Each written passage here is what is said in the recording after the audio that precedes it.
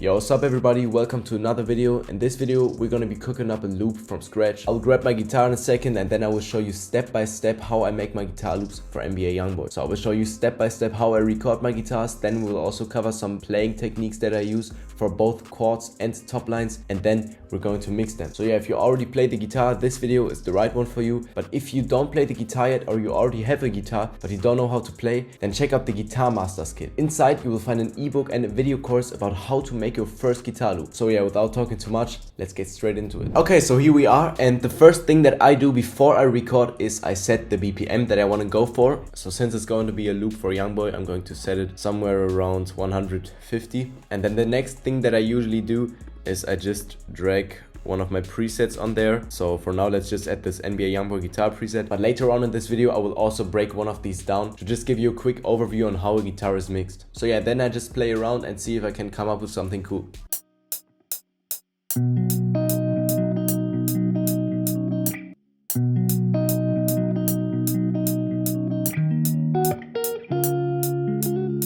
And as you can see, the recording wasn't quite clean. So what I'm gonna do is I will just set this to stretch and then I will turn down the BPM.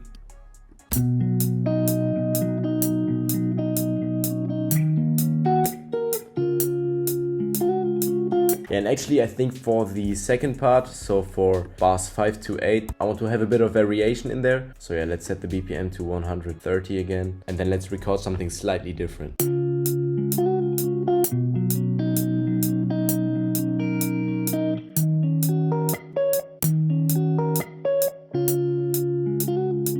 Yeah, and if you got a bunch of recordings like here and you want to speed up the BPM, then just go to Tools, Macros, switch all audio clips to Stretch, and then you can turn it up. Yeah, and what I do from here is I render this whole thing out. So press Option, Command and C, without effects of course, and then hit this little wave icon here in the top left corner, and then click Time Warp Sample. Then new time will open up and we can time stretch it. What I always do is I click this scissors right here, then hit Delete all markers, and then I add my own markers, because the ones that are auto-generated are usually very shit. It just takes an extra minute, but it makes the whole sample sound way cleaner. Yeah, and what I do from there is I add a top line or some licks, and usually I would just let it play in the background and then see if I can come up with something cool.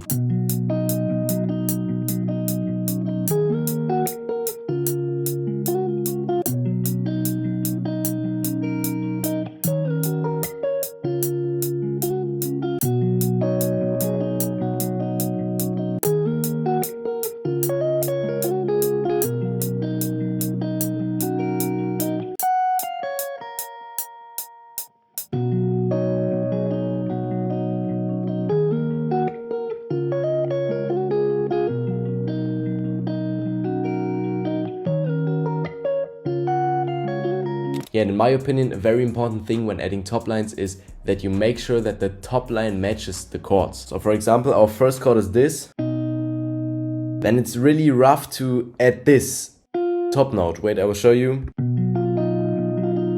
In a context, it can sound good. For example, if you play something like this. But only this note will sound very rough. So if you can combine it with some other notes, it can sound cool. But yeah, just as a small tip, make sure your top line matches your chords. Okay, so yeah, I would say this was it for the guitars. As you can see, we have all gaps filled out. So here is our chord progression. And in this gap of the first top line, we have the other top line coming in, and this will give the sample a very good bounce.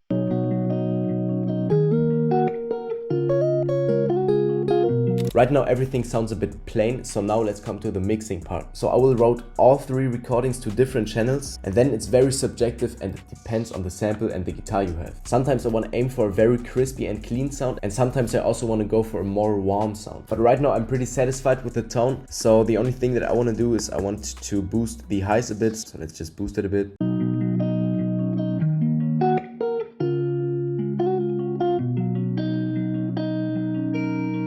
Yeah, this sounds pretty good. Now let's cut out some muddy frequencies. I Actually, I want to remove the delay from the chords because we have a lot of drive in the chords. So it's not just chords where I pick the strings once and then it's good. We have an arpeggio style played chord progression. So I want to delete the delay because it's not really necessary. And what I'm going to do now is I will right click the preset, file, save mixer, track state as, and then I will just drag and drop it to the other channels. And from here on, we will edit them. So let's mute all the other tracks and then let's cut out a bit more. And on this top line, I want to add a delay. So let's add H delay real quick. And now I'm gonna show you a really cool trick if you have delays. So let's copy this one over to the other top line.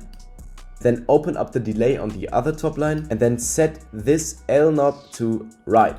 Now we have the ping pong mode on this guitar on the right side and the other ping pong mode on the left side. That way the delays won't clash into each other. It's extremely helpful, especially if you got two recordings which play at the same time. In this case, it's not really necessary because the second top line doesn't play where the first top line plays, but it's just a cool thing that you can do to clean up your samples. Actually, I want to add some texture to the second top line, so let's open up Explorer. Yeah, this sounds cool. And some more reverb.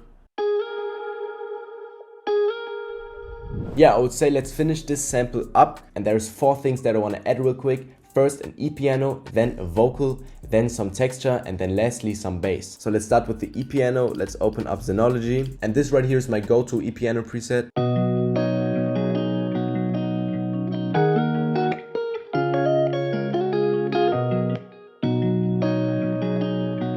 And there's a thing that I did on purpose. The first top line starts with this riff right here.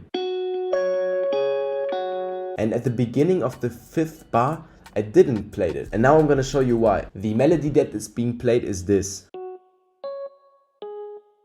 And now I can go ahead and add this top line to the E-piano. Not on this, because here the guitar plays this, but here where the melody is not being played by the guitar.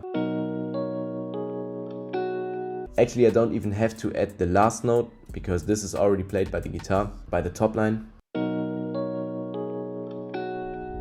Now let's add some vocals, and for the vocals I want to go into Arcade, so let's open up Hook.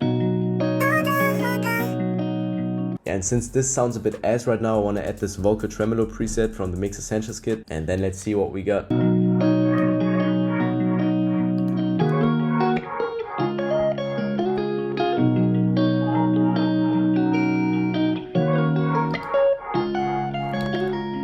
This sounds fire. Now let's add some texture. Yeah, and for the texture I just go on Splice and type in Rain. This sounds good. And the last thing I want to add is a bass. So let's go on Contact and then let's add the Double Date preset from the Scabi Rickenbacker bass. This is my go-to bass actually.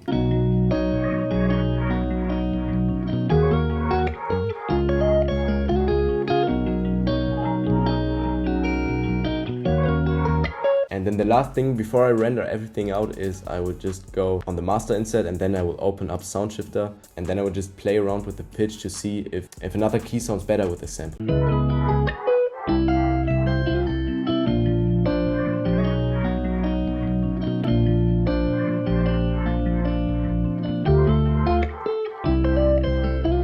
I think I'm gonna leave it at -100 and now let's render every track out one by one with the insert effects on, of course. And once every single track is rendered out, I start to arrange my sample and I usually start with the bass in the beginning and then I will cut it out for the rest of the sample. And always make sure that the most interesting part is at the very beginning, so you instantly grab the attention of the drum maker. And since we already have the bass in the beginning, I want to have the E-piano in the second part because this would be too much lows. So let's just cut it out for the first part and then let's just have the guitars and the vocals. And for the second part, let's cut out the top lines both and copy the chords over, and then I want to have the top lines again in the second part of the hook. Then for the part, of course, the chords again together with the second top line with these little licks right here, and in the second part the first top line with the chords and with the vocal, but let's pitch it down 1 octave just to add some more variation to it.